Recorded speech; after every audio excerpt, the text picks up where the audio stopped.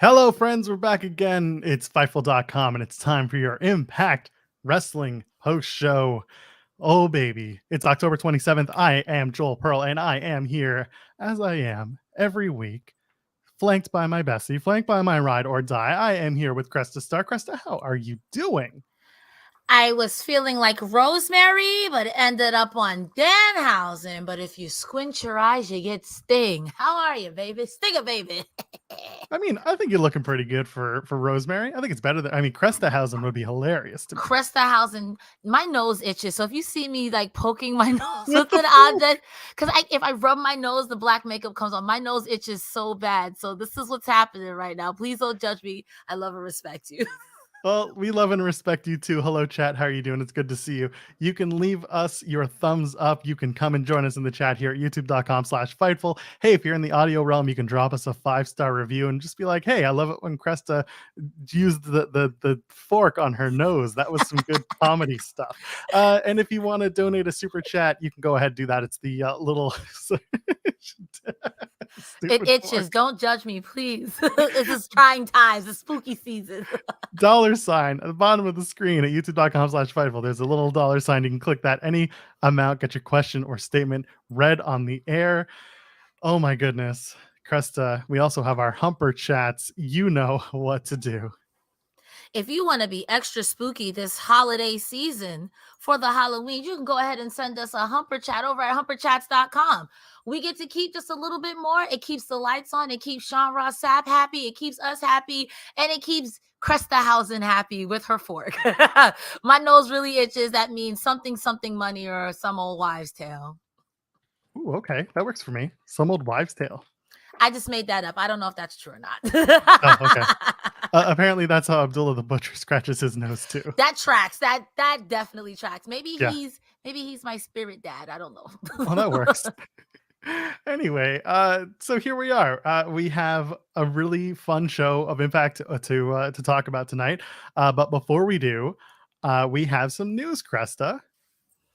Should we tell them the news? I think we should tell them the news. I think it's great news that you guys have been waiting to hear, that we announced on our Twitter earlier. But now that you're here for the news, I think we should tell them the news.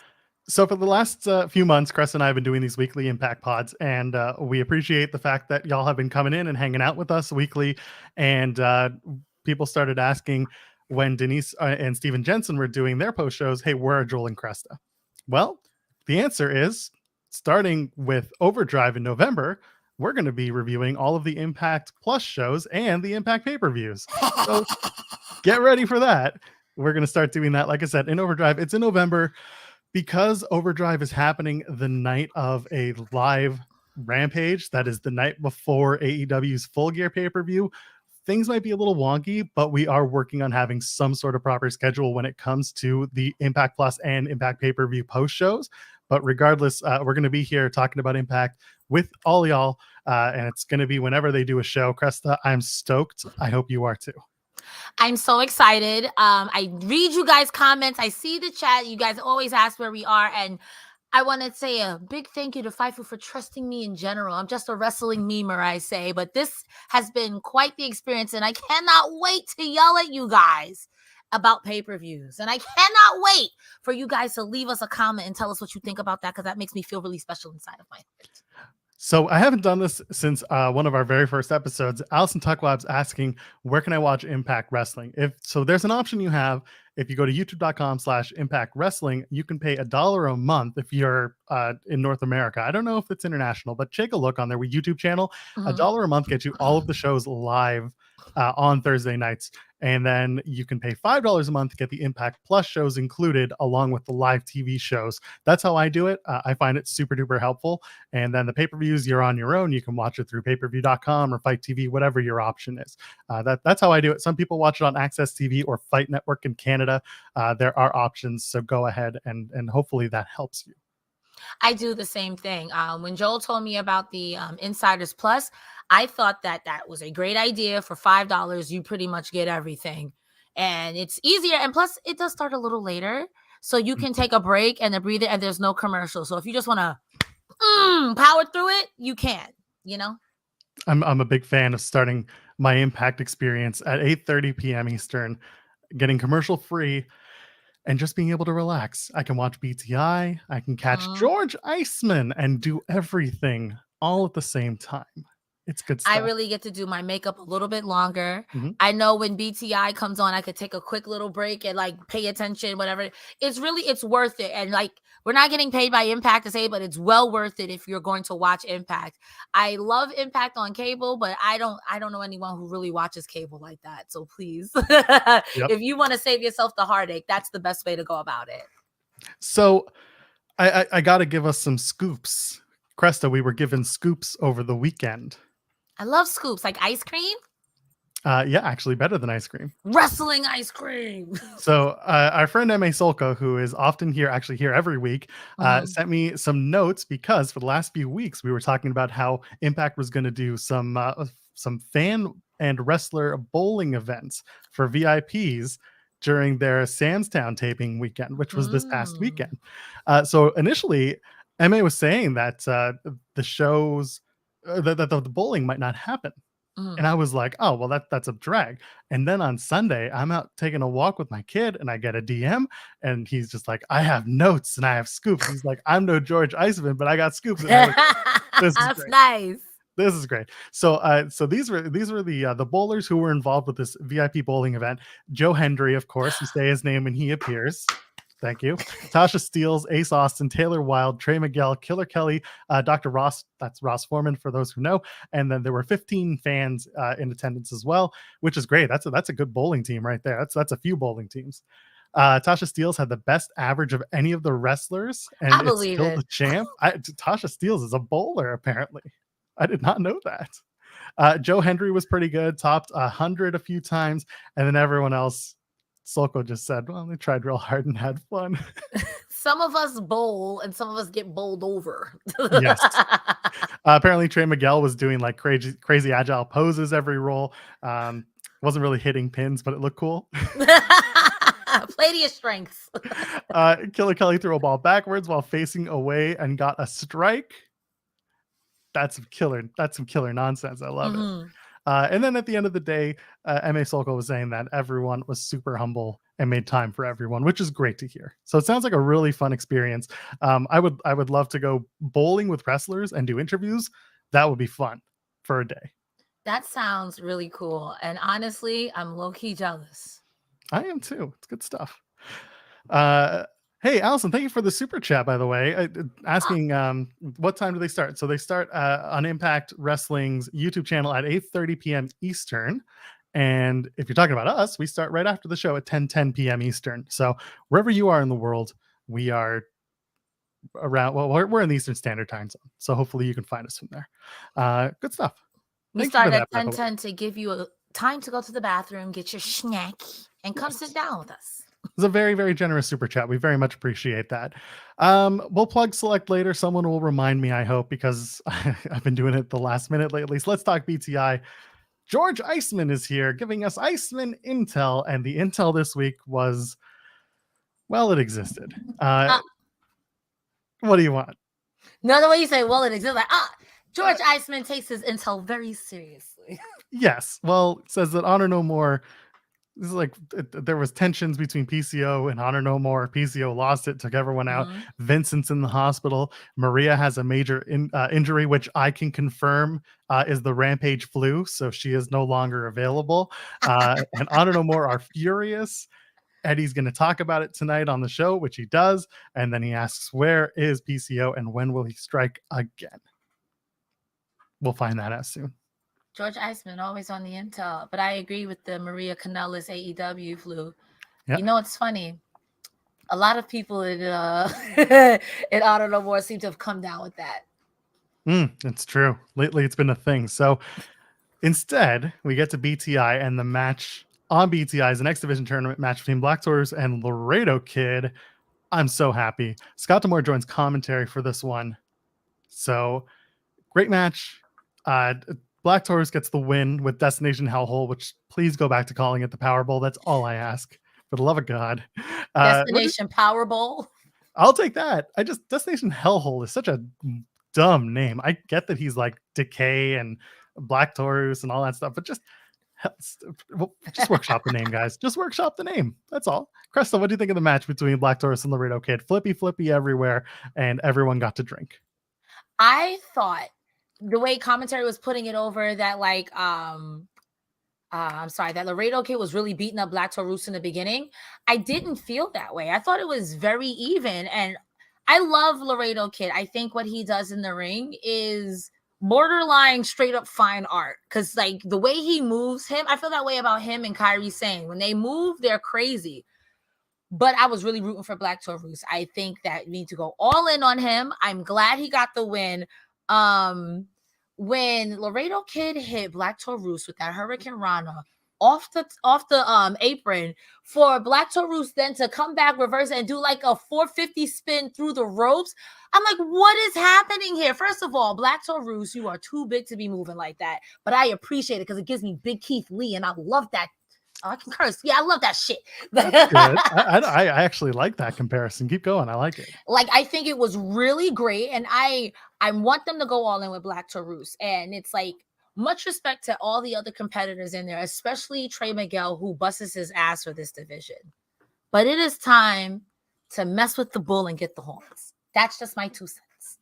Yeah, absolutely. And these two guys went nuts. They are no strangers to each other. Black Taurus getting the win to me was a big deal. Laredo Kid actually, after the weekend's events, shared that he had some sort of emergency surgery. We wish him well. Don't know what his timetable is for return, but regardless, Black Taurus gets the win. Laredo Kid hits a top rope Hurricane Rana from the apron to the floor, which is nuts. Yeah. And then a massive tornado to follow that up off top rope and outside. But then Black Taurus, he talked about it himself, does this whole like, he does this top rope throw, and it's like a gorilla press slam, and he just throws the Laredo Kid off top rope from the top rope. It's kind of wild. And then a mid rope corkscrew. That was nuts. Yeah. I did not expect that from Black Taurus. He's normally the guy who catches and throws. He's not the guy who jumps and flips. Yeah, and I'm like, I know he can, but when he does, that's not something he normally do. That's not something he normally does. You know what I mean? So even that, when he was going to do the Destination Hellhole at the end, when he did like this modified muscle bust, it's like that looked gnarly. Jesus. Yes. Yeah, there was some good stuff there. So there you go. Black Taurus moving on in this tournament. I think we kind of expected that, didn't we? Yeah. To be honest with you, I could see Laredo taking it, but again, I was biased. So I wanted Black Taurus to win. So whoever won, I was going to be like, okay, I could see it. But I really wanted Black Taurus to win. So I'm happy with the results. I personally was sports entertained. Well, we move on to the main Impact show as you use a fork to scratch your nose. If it itches, I got the scritches. I love it. We open up with Scott in his, what he calls his office, but really he's just standing by the door to the entrance of the studio, and OGK walk in, and they're just like, hey man, this is an unsafe working environment. Vincent's injured, Maria's injured. We might take legal action, or we're going to burn Impact to the ground. To which I say, wait, doesn't that make an unsafe working environment even worse? And that's arson. That is arson. I'm pretty sure that's illegal. Anyway, Scott's like, I don't want to see people hurt or in the hospital, and I like you guys, but then you guys became dickheads. I'm paraphrasing is what I'm saying here. And Scott is like, I'm not going to put you in a bad situation ever again. And OGK is like, oh, that's great.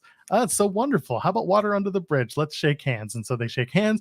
And then Scott's just like, well, we never have to worry about you or put you in a bad situation again because you're fired.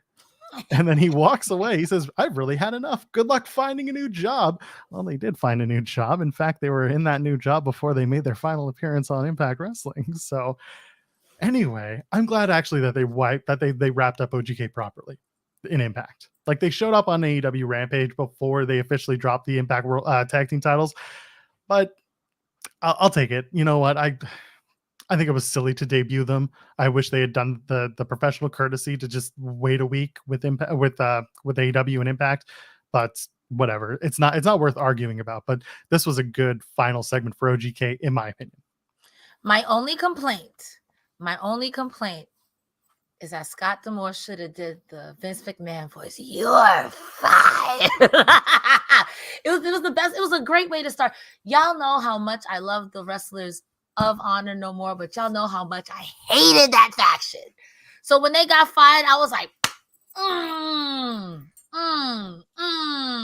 sorry I had to go down this way, but you can't say you weren't given chances because you were given chance after chance. You just can't keep pissing off everyone and not think you're not going to get your comeuppance. So, nah. I'm kidding. But I'm glad. I'm happy for them. Do what you got to do. Run amok on AEW so I can complain about it there. There you go. Exhibition tournament time. We continue. Trey Miguel and Kenny King have a match. And what a match they have. You mean Alan Angels? Why does my note say Kenny King? That's next week. The Alzheimer's is starting early. Dude, I have Alan Angels on every other, like I even have Angels hits a beautiful frog splash. Like what the it's a senior moment. We forgive you. I am old. I apologize. I'm old. I'm tired. I work with children. I had to check my notes like Kenny King. I don't think he was wrestling tonight. As I said it, I was like, that's not right. And your brain's looking at you like, got him. And then you look at your brain like, it's me. What did you get? That's what happens when you're on like minimal sleep and your child screams in your face. Anyway, Trey Miguel, Alan Angels. Trey Miguel comes out wearing what's either Green Lantern gear or Green Goblin gear, and if he's gonna do this like this turn that we talked about, Green Goblin would make most sense. He also wears a pearl necklace now, which I'm assuming is a nod to the interview that Trey and I did a few months ago. He's just thanking me for the opportunity. So go watch that interview with Trey and myself here on Fightful.com. Yeah, good stuff. So yeah, Trey gets the win with the lightning spiral. Love that he's using that finish now. Talk to me. What'd you like about the match? It was a very well-paced match with a lot of firepower, like that car that drove by. I'm so sorry. In the pits of hell, sometimes Ghost Rider goes on by. My apologies for that. It was a very standard match to me. I'm not going to hold you. I kind of expected Trey Miguel to win, especially with the storyline that they've been telling him of him slowly going crazy, him turning from Spider Trey to literally the Green Goblin or Doc Ock or any other bad guy from Spider-Man, if you will, for going with that ethos, whatever it is. It was fine. It was fine. The wrestling was good. There was a lot of high spots. What really got me was when Alan Angels kicked out of the Meteora, and typically people don't kick out of the Meteora. And I will say tonight there was a lot of things that people were kicking out of that they don't kick out of regularly. So I'll give it that, but I don't really have any notes. Like this was one of the matches I was like, okay, I kind of figured what was going to happen. Nothing out of the ordinary happened. Alan Angels wrestled perfectly fine, and so did Trey Miguel. It was great. It's a good match. Alan Angels look good again, and hopefully we'll be seeing more of him in Impact Wrestling real soon. So yeah, why not? And then Trey Miguel winning. I really feel like he'll be making his way to the finals. He's definitely in the semifinals. We'll find out soon. We're gonna jump around a little bit just because of the way things kind of laid out tonight. There was a lot of like backstage stuff that led to other stuff. It was good stuff. So let's go backstage with Gisele and Vexed. Giselle's like, hey, we make an amazing trio beating the Death Dolls. By the way, I asked Gisele Shaw if she prefers working in a trios. Apparently she does, according to this promo, because she puts over Vexed real hard. And Deanna's like, hey, we didn't expect Jordynne Grace. But Giselle's like, yeah, but now we do. So Chelsea Green is just like, hey, we're going to beat Mickie again, because apparently there's tunnel vision. They just want to beat Mickie James, send her off on her last rodeo, and then Vex can work on the tag team titles again. And Giselle's like, I can focus on winning the Knockouts title and beating Jordynne Grace. And then Vex were like, no. That was so mean. No. We're going to pin Mickie, not Jordynne Grace. I love that they're just like so obsessed with Jordynne Grace or with Mickie James. It was the way Chelsea Green, I think it was Chelsea Green. She was like, relax. You're not beating Jordynne Grace. You relax. That was so mean. I was like, yo, she's okay, we know she's not winning, but that's not nice. That's not nice. You girls aren't nice girls. So it was so absurd. But I'm really looking forward to the inevitable Gisele Jordynne again. And we'll talk about the main event later. It was good stuff. Tasha Steelz takes on Rochelle Shield, which, by the way, that very similar names, Tasha Steelz and Rochelle Shield. Tasha's got Savannah Evans. Of course, Tasha lays out Rochelle right as the bell rings, hits a cutter, doesn't pin her. Instead, she grabs a microphone, does Tasha Steelz. And she's like, they put me in here in the ring with this Regala, Dagala, Shmagala, Dirty Diana. No, Joe is regular, schmegular, dirty Diana. Come on, Joe. I'm gonna help you out. Regular, schmegular. Okay, here's where we pull back the curtain, and Joel admits that he was watching this at 1.75 speed, trying to catch up on the rest of the show because he started BTI a little too late and had to deal with other things. I like Ragala Dagala Schmagala Dirty Diana, though. I think that's better. That's what the closed caption said. Because I was reading this like Magala. Who's Magala? The closed captions were wild. Nah, I got you. You're my homie. I'm not gonna let you go out like that. Amazing. And then Tasha says that Rachel Shill shouldn't be in the ring with her. And then Savannah Evans comes out, just lays out Rochelle Shill. And technically Shill wins with the DQ. And then Evans power bombs her. And that's the segment. That was a good one. Again, we're putting over Savannah Evans as a killer. We're potentially setting up either Steels and Evans as a tag team, or we're having Savannah Evans shine and Steele's kind of taking a bit of a break, a back seat, while Savannah Evans gets more opportunities to shine in Impact Wrestling. I did find that, just to me, and maybe you can concur, but I felt that she was wrestling maybe a little weird too. Like the stalking, that's not typically Tasha Steele style. Like maybe Killer Kelly changed her when she got beat up by Killer Kelly. Maybe that could be a thing. That's what I thought. And also too, it gave me, I don't know if you're familiar. I make a lot of RuPaul's Drag Race references, but if you're familiar with RuPaul's Drag Race, there's this thing on there called the Snatch Game, and someone was impersonating Cher. And when she grabbed the mic and said, I shouldn't even be in here with this girl, I could think of as Cher saying, how do I get booked for these chicken shit gigs? How you got me here with local talent? I was like, yo, you don't gotta be that mean. Jesus Christ, this girl's out here trying to make a name for herself. But she's like, I don't care. Savannah Evans killed this girl. And Savannah Evans killed that poor girl. But she got the window, so she won over Impact Starr. Come on. You gotta take the victories where you can. Backstage, Ace of Bays meet up with the Fat and the Furious. They confront Bully about Ace being laid out last week. Yeah, that's right. I can't see your face in that one. Bully says he apologized and explained that he didn't do it. And then in the process, he introduces himself to Ace Austin. And Ace Austin's like, I know who you are because you jumped me last week. And I never had that happen before until you hit the locker room. And so Ace is like, I don't believe Bully. I don't believe his excuses. And then Bully is like, I don't know, Moose laid you out, Ace Austin. And then Bay and Dreamer go face to face. Bay challenges Dreamer. And I'm just like, oh, son of a bitch. Bully says he'll be at ringside for Tommy Dreamer's match and he'll get involved if he needs to. And Dreamer's like, no. That seems to be that's the theme of the night. No. No, you're not wrong. You're not wrong. There's a lot of no. And then followed by a dumb reason. Yeah, and then it says he should just stay away. So let's just fast forward. Chris Bay versus Tommy Dreamer. I do not need Tommy Dreamer wrestling on my TV in 2022. He's been around for 33 years. I think we're good. Ace and Bully are ringside. They're talking trash.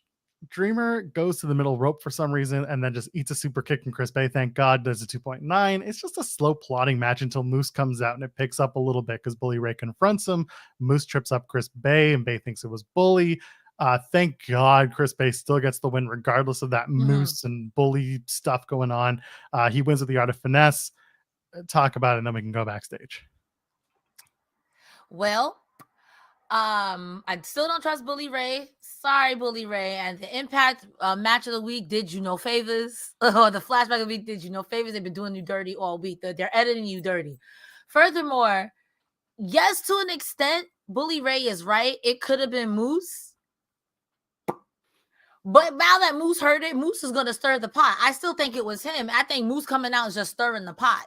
Going to make things worse. So, I'm glad Chris Bay got the win because if Tommy Dreamer pinned him, I think I might have to go and talk to Scott D'Amore personally. So I probably would have. I probably would have went home and messaged Sean and just been like, "We're not doing this anymore. We quit." Would have just been a walkout advantage right there. I'm gonna have to interview Scott D'Amore with a like, "Stop it. No more of this." I've got so many questions for Scott D'Amore, and I'm so upset that the one opportunity that I had to interview him, I let it slip under my fingers. I let it slip past my fingers because I haven't seen him since, other than that one time, that one show, and I'm so upset. I believe, Joel, you are that guy. Motivational moment, because I believe in Joe Hendry. you're that guy. You're him. You're Himothy. You're going to see him again. And he's going to be like, son. And you guys are going to have a good interview. Scott, please come to Greektown in December. Come see your son. I'm sorry, son. Papa, can you hear me? I love this photo. This photo will never not get old. I have to submit my photo of me bald-headed with Stokely Hathaway and Scorpio Sky so we can put that in chat every time. Like, these are my dads. That photo's from my wedding day. It's still 10 out of 10. I'm glad Scott D'Amore could come and walk you down the aisle. My real parents ever got so far into an episode that I'm so confused. And like, you something you want to tell us, Joel? Nah.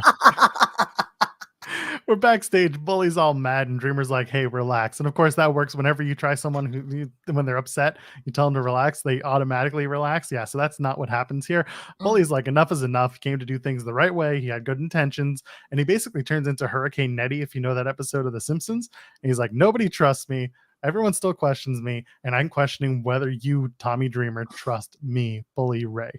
And Tommy's like, "Bully, you did the right thing. Everybody saw it. So stop giving others ammo." And then he's going to take out Moose next time he sees him. So I guess we're going to Bully Ray versus Moose. And I'm okay with that. Make it a stipulation match. Just two big dudes going at it, maybe at Overdrive. Moose is a jerk. Let me start off and say that. But I want Moose to beat Bully Ray. So, if that's how it works out, to be like, you know what, Bully Ray, I don't trust you. And maybe you are a good guy. Maybe in the beginning it wasn't you.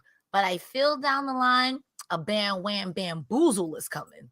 So, and if I'm wrong, I'll hold that because I trust Impact to either have it do really well in the storyline or go off the rails.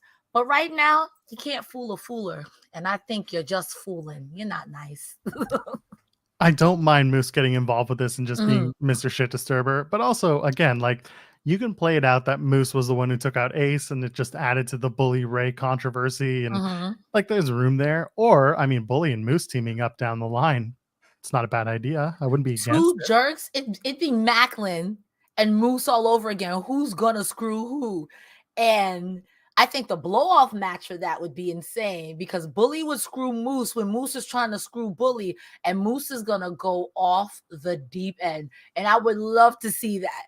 If it leads to that, the Bully Ray just torturing Moose, I'd be here for it because that match is gonna be insane. Problem is, you can't do that because they just did that with Moose and Macklin. And then you add Sami Callihan. It's the same damn story, but now Bully Ray's playing the role of Steve Macklin. Come on, man. It doesn't work that way. By the way, shout out to M.A. Solko, who obviously watched the interview with Trey and Miguel and says Moose wears ugly sneakers because it's true. Wow.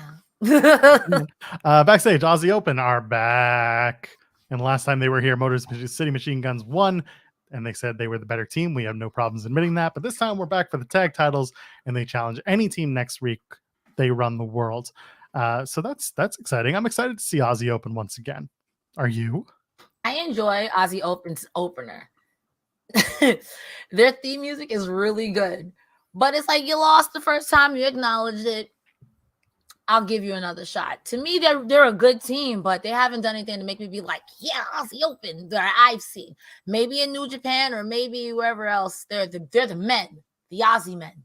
But for right now, for me, it's like, and my opinions change because it happened in the main event. Because last time I saw Taylor Wilde wrestle, I was like, me. And tonight I was like, okay, I see.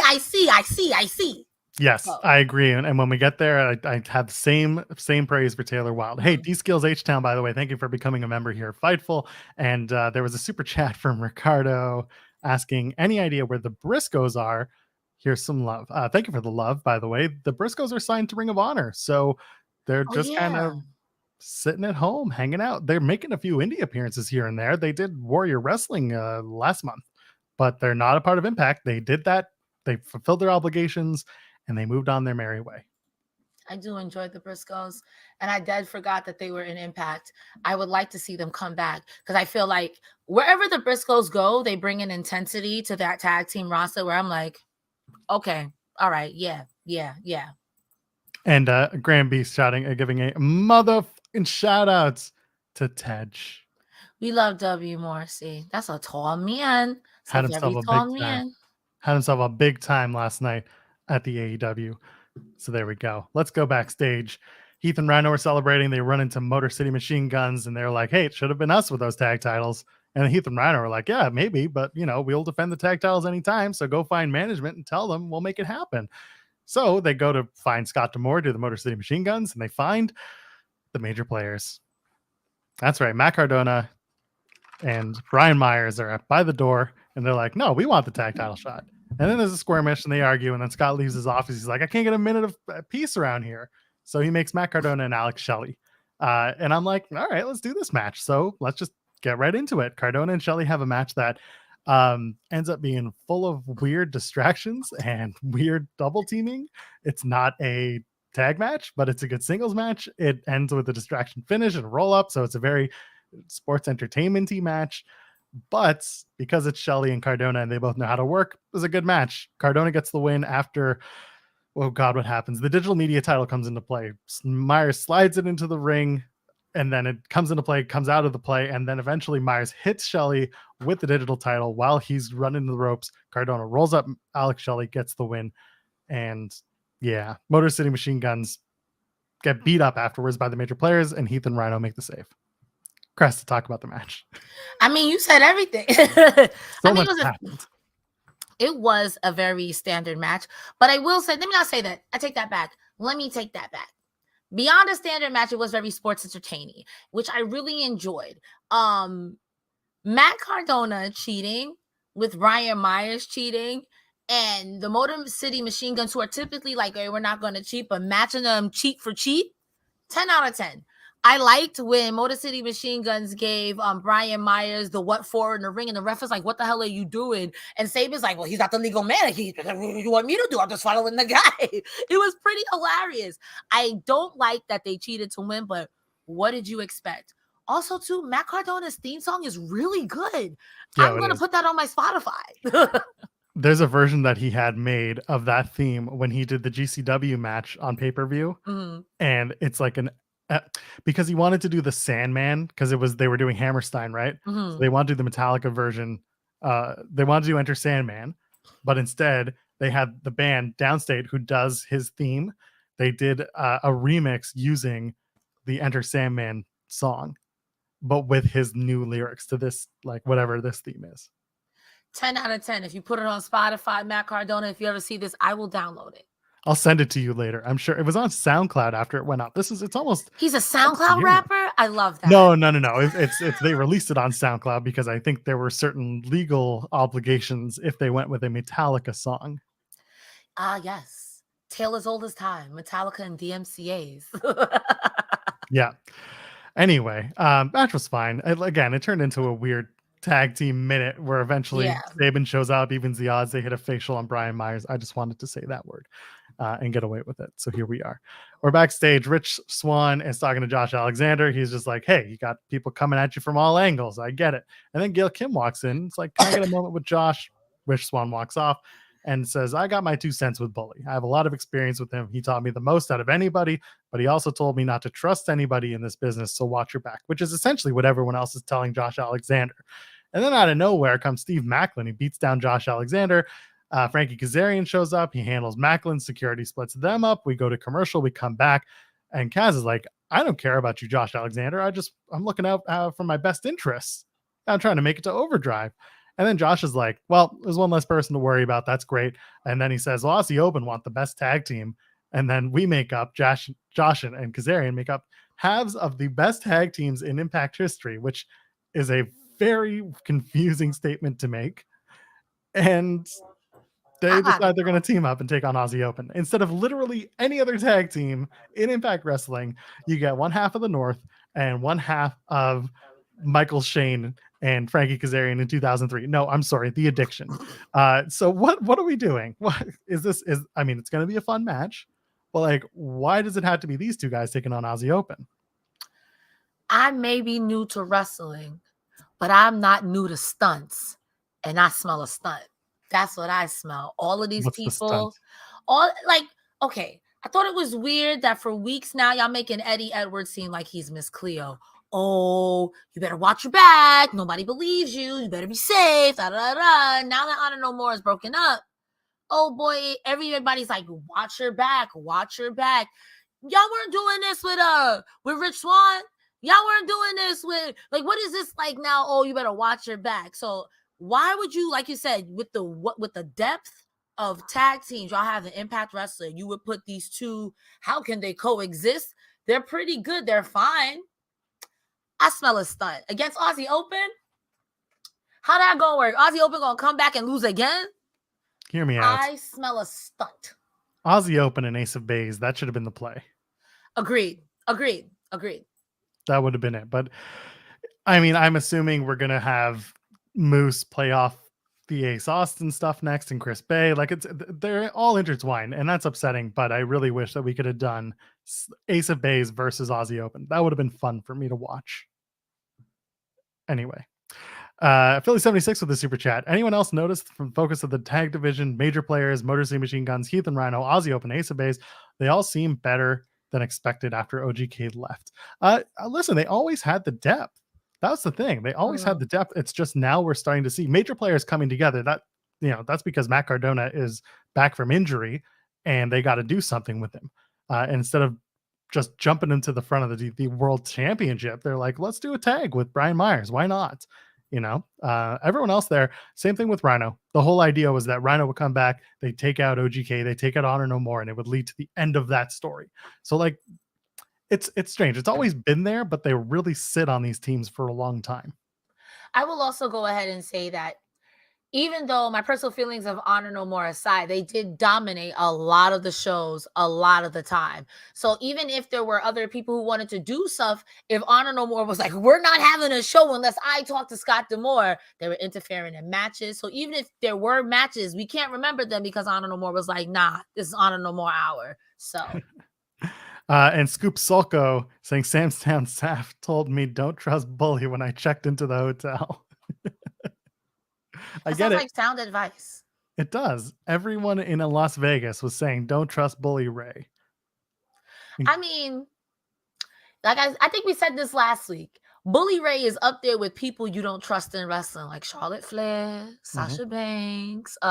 Who else can't you? Ric Flair, Randy Orton. Like he's up there. He's up there. And you know whose fault that is? Bully Ray. That's his fault. So that's right.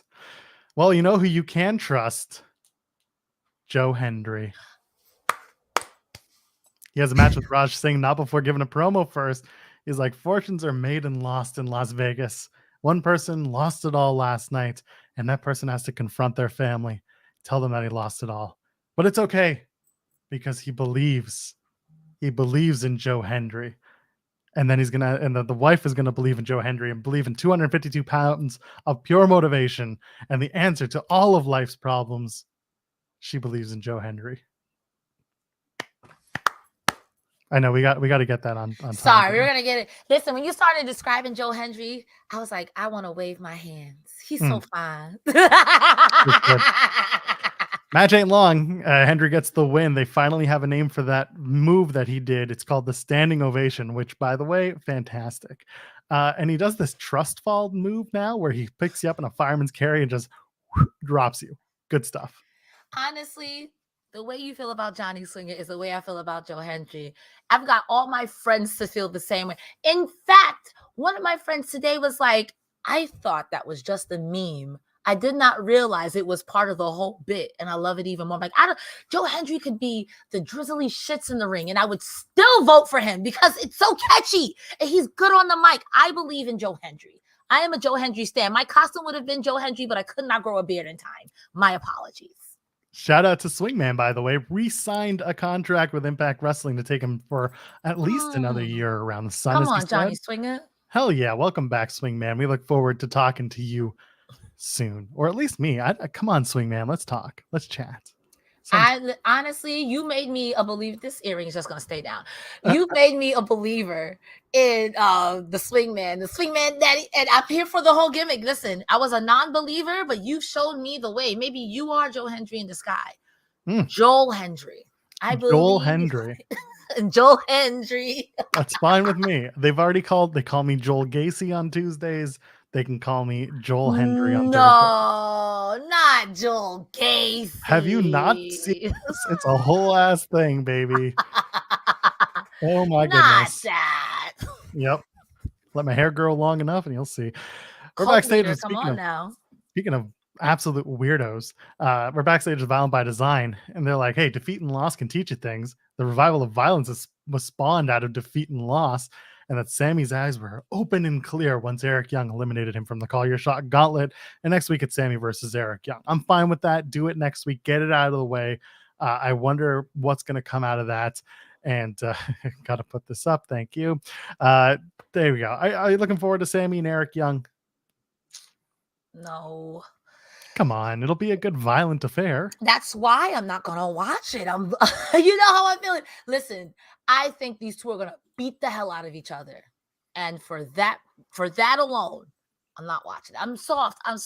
Sammy Callahan and what's his name? Cody Rhodes get in the ring and start bleeding like pigs. And I respect it. It's an art form.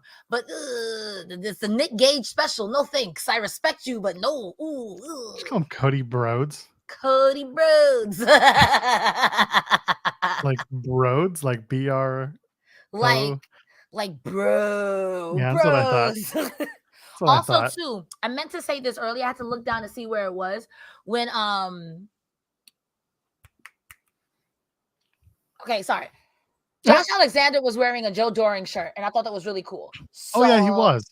If you guys haven't brought your merch, it helps Joe Doring, and he's going through just a cancer treatment. So do that. Be helpful. Yep. Be grateful. Yeah, if you go to Impact Wrestling and into their merch store, you can buy a Joe Doring t-shirt. 100% of the proceeds go to Joe and his family as he battles cancer.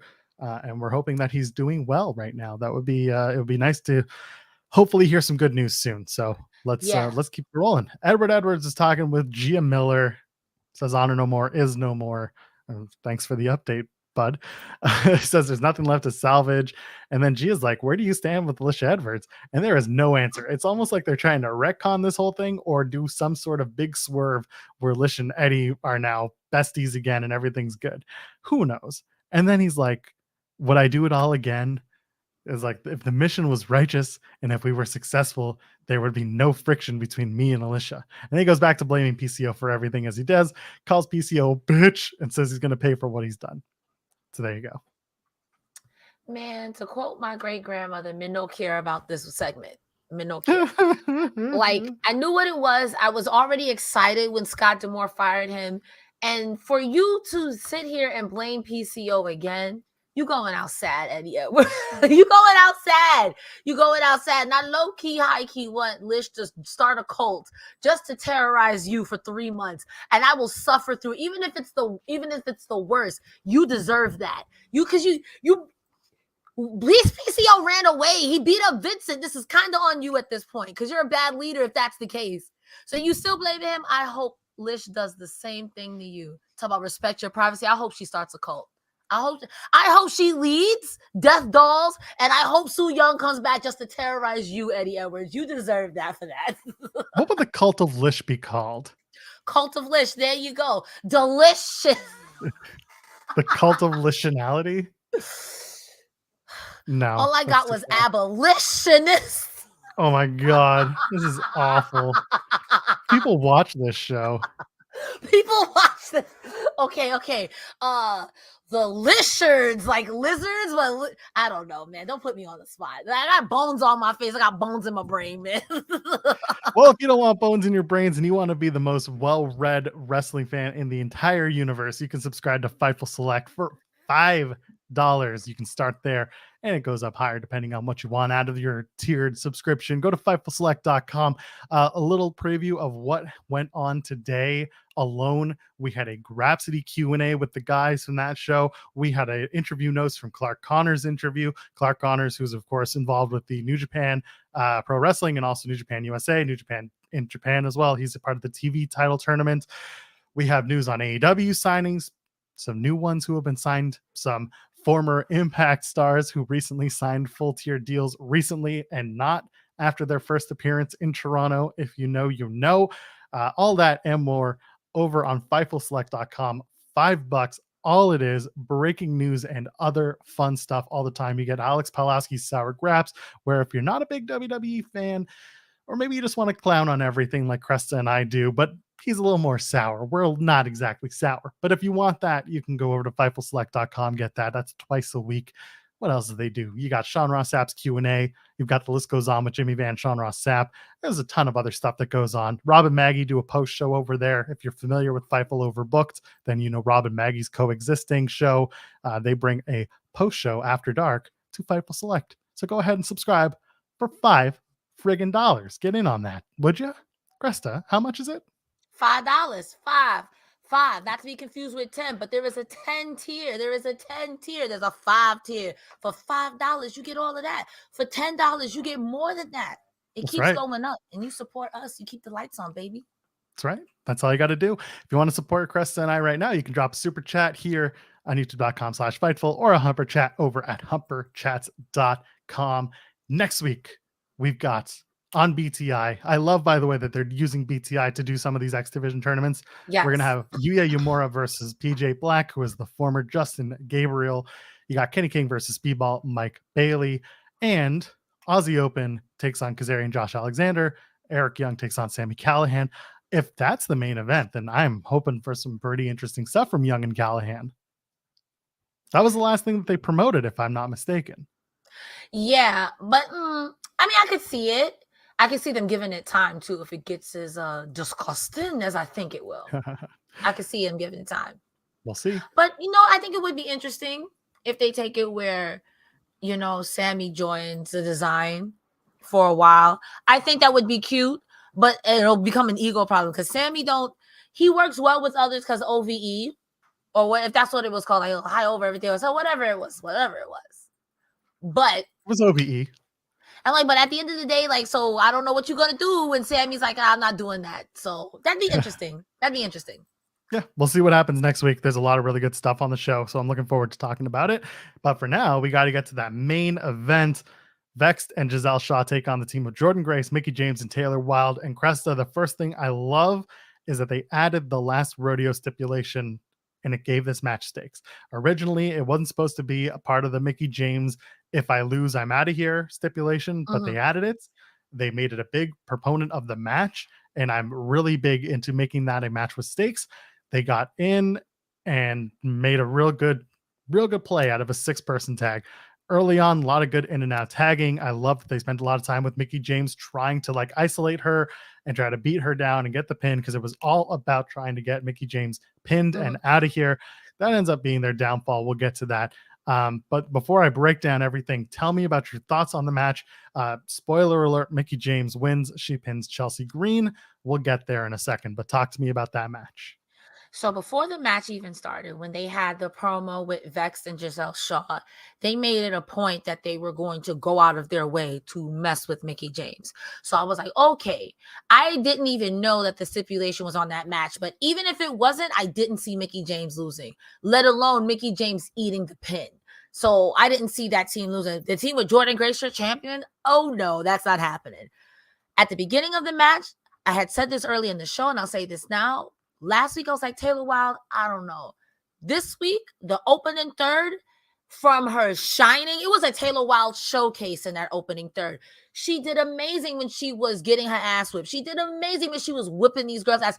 Everything about her. I was like, if you remember Flavor of Love from back in the day with Buck Wild, I was like, let's get Taylor Wilde. She was doing so good.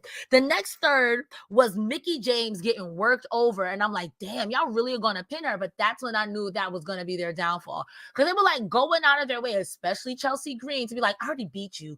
I'll beat you again. And then when Jordynne Grace got in there, when they did the first interaction was all 6 women in the ring, and they were all beefing with each other. I'm like, damn, I really want to see Gisele Shaw versus Jordynne Grace. You're going to die, but I want to see it. I want to see it. And at the end, when Jordynne Grace was just going crazy, and then Mickie got the pin over Green, I was like, I think Green will be a player later on in the Mickey's last retirement match before she actually retires. But I will say her pinning Green was a lot of poetic justice. So I can't wait to see that run back match because technically that's a win over each person. You know what I mean? So they'll probably go with that Mickie James and Chelsea Green match sooner than later because they want to put a bow on that story. Mhm. You want to finish it off because Chelsea Green has victories over Mickie James, and now Chelsea Green has a reason to say, "I can retire you. I've beaten you before. I'll Yep. do it again." So it's someone for Mickie James to overcome on her way up to the Knockouts title, which is what she wants on this last rodeo. And I'm all for it. And Gisele Shaw again continues to get shine, continues to look good, continues to get better and better. I love that she takes the title, starts doing a photo shoot with it, and then gets knocked TF by Jordynne Grace. It Good was stuff. crazy because they're yelling at her, Gisele, this is not what we meant by grab the title. And Giselle's like, I look good. I'm like, girl, no. Part of her downfall. She's so full of herself. She is the quintessential diva, so she's going to pose at any opportunity given. So it was good stuff. You mentioned the thirds in the match. The all six women go in and they brawl before the commercial. That's again, there's some pretty like stereotypical trope main event 6-person tag things that they did. That was one of them. The other one was the someone comes in, they get taken out by the next competitor, then the next competitor takes them out. They did a lot of that, but luckily it wasn't the finish. So they did. Chelsea Green comes in, takes out Jordynne Grace, and then Green gets taken out by Taylor Wilde. Then Wilde gets taken out by Gisele Shaw. Then Gisele Shaw gets taken out by Mickie James. Mickie James hits a kick on Deonna, followed by a Grace driver. Mickie gets the seated senton on Deonna. It's only for 2. That was okay because it wasn't the finish. It wasn't the everyone gets taken out and then one person gets the pin.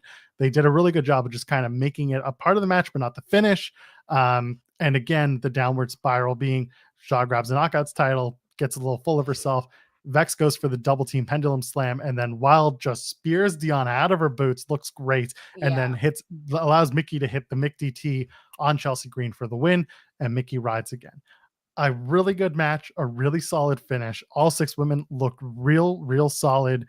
I enjoyed the match much more than I thought I would. And like you said, Taylor Wilde came out and did so much better than she did Yes. coming out of the last pay-per-view and the last set of tapings, which by the way, that's something she talked about on her podcast, that she went in to Bound for Glory and the tapings a little nervous because she hadn't been wrestling in almost a year, if not longer. So she didn't know what to expect. So she got a little lost in the tapings after Bound for Glory with the match with Mia Yim, but she seems to be back on the horse, at least for now. And the confidence seems to be back, which I'm a big fan of that. I have been saying recently, and I think that this is a good word of advice for anyone who enjoys wrestling, that one wrestler is always just one gimmick away or one match away from being your favorite wrestler, and or just at least changing your mind and your opinion about them. I go everywhere to be sports entertained, and to see someone who I'm like, man, I don't really feel that way about them, for me to just completely change my mind. Listen, I don't mind being fake and saying I was wrong because I was thoroughly entertained. And it sucks that she was nervous because, like, girl, you got it, girl, you got it. She was so good. And like, I would, out of that match, I would like to see her versus Deonna Purrazzo. No matter who wins, I think that'll be a really good match. And looking forward to what comes next. We do know that Overdrive is coming up on November 18th. It's an Impact Plus show. And if you missed at the beginning of the show, we did let everyone know that moving forward, Cresta and I are going to be doing those post shows too. We're going to be doing all of the Impact, all of your Impact stuff. It's going to be Cresta and I. So the Impact Plus shows, the Impact Weekly show, and Impact pay-per-views, we'll be doing those. Like I said, Overdrive's a little weird just because it falls right before Full Gear, AEW's pay-per-view, on the Saturday. So we're going to figure it out, but bear with us. We're going to have a post show for all of these events moving forward. We hear you, Impact fans. We want to continue to give you that content that you've been supporting us with and that you've enjoyed. And so we hope that you continue to enjoy it with us. Cresta, is there anything else that we missed tonight that we got to talk about on this show? One moment, please. Processing your requests. Looks over notes. I think we got it all. You know, like today, I thought the show overall was very middle of the road. Like I said when we were off air, I very passively listened to it, and partially because I was trying to give you the best Rosemary fantasy possible, but also because like when it comes to Impact Wrestling, I never worry about the wrestling. It's the storylines that I'm really interested in. And tonight, I think really just, okay, maybe it was a reset, or this is where we're going until the end of the year, or at least till we get to the next major pay-per-view. And I'm here for it. Solid episode tonight. What did you think about it? Do you think we missed anything? No, I don't think we missed anything. And one thing that I always point out is whenever Impact goes to a new town to do a set of tapings, or it's coming off of an event, they have to kind of recalibrate a little bit. And that's what it was tonight. Because again, the Impact way is we bring in some special guests, but we have our core wrestlers who are part of the show and will always be part of the show. So they were definitely setting some stuff up. Overdrive is in, 3 or 4 weeks. So I'm expecting a lot of stuff to get ramped up as we get through the next couple of weeks. This was a good setup show. It wasn't a big, like, we're gonna throw everything at you type of show. It was setting up storylines for Overdrive. We have, one match for sure. That's the world title match. And now we got to figure out everything else. And we had the finals of the X Division tournament, which is TBD anyway. And it looked good to me. Yeah. I mean, like, overall, I really enjoy Impact Wrestling, and I can't wait for them to turn it up. But sometimes when they turn it up too much, I like, if they turn it up in the middle of the show, this is me by the end. I'm like, so I'm glad that today was an even show, because right before Overdrive, I know it's going to be one right after the other. And we're glad that you joined us tonight. That's our show, Cresta. Where can the people find you on the internet?